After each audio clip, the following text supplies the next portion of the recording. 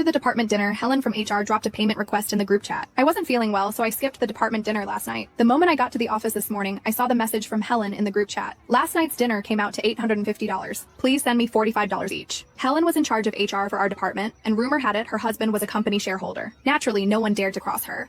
The payment notifications started popping up one by one. I figured it had nothing to do with me and was about to put my phone away when it buzzed again. Helen had tagged me. Alora, you too, don't forget. I wasn't even there. Thinking she'd simply forgotten, I replied in the chat to gently remind her. I never expected her to explode. She launched into a full-blown tirade right there in the group chat. What's that supposed to mean? The dinner was priced per head. I booked everything in advance. It's your problem that you didn't show up, but that doesn't mean you're exempt from paying. Are you really so broke you'd try to skip out on $45? Helen's words were utterly merciless. My face flushed hot with embarrassment. I had messaged her privately yesterday to explain I couldn't make it. She told me it was no problem, that the restaurant charged by the dish, not per person. What changed overnight? A colleague sitting next to me leaned over and whispered, Laura, you're new to this department. You really don't want to get on Helen's bad side. But this wasn't my fault. And more than that, what she said was just plain nasty. I took a screenshot of our conversation from the day before and posted it in the group. I tagged her directly. Helen, yesterday you said it was fine. Why the change of heart today? If you had told me up front, I would have just paid it. Are you that hard up for my $45? The moment the message went out, I could hear a collective gasp ripple through the open plan office.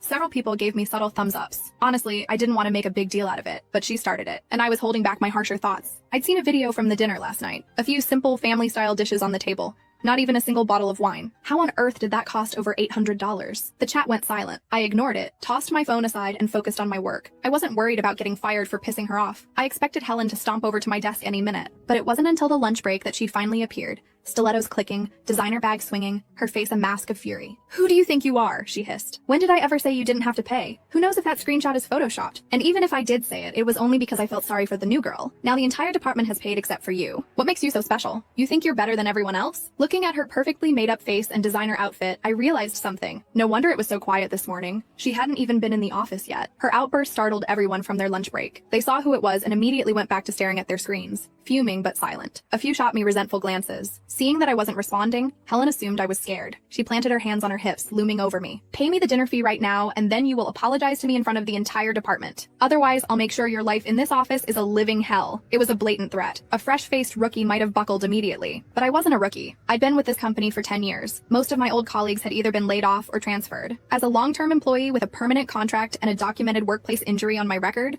I was practically untouchable. The company couldn't fire me without a massive headache. I wasn't scared at all. In fact, the thought of what was coming thrilled me. Fine, I'll pay, I said. A smirk spread across Helen's face. That's more like it? I cut her off. On one condition. You have to admit, right here and now, that you can't survive without my $45. The second you say it, I'll transfer the money. Deal? The smirk on Helen's face froze. When she finally processed what I'd said, she slammed her hand on my desk.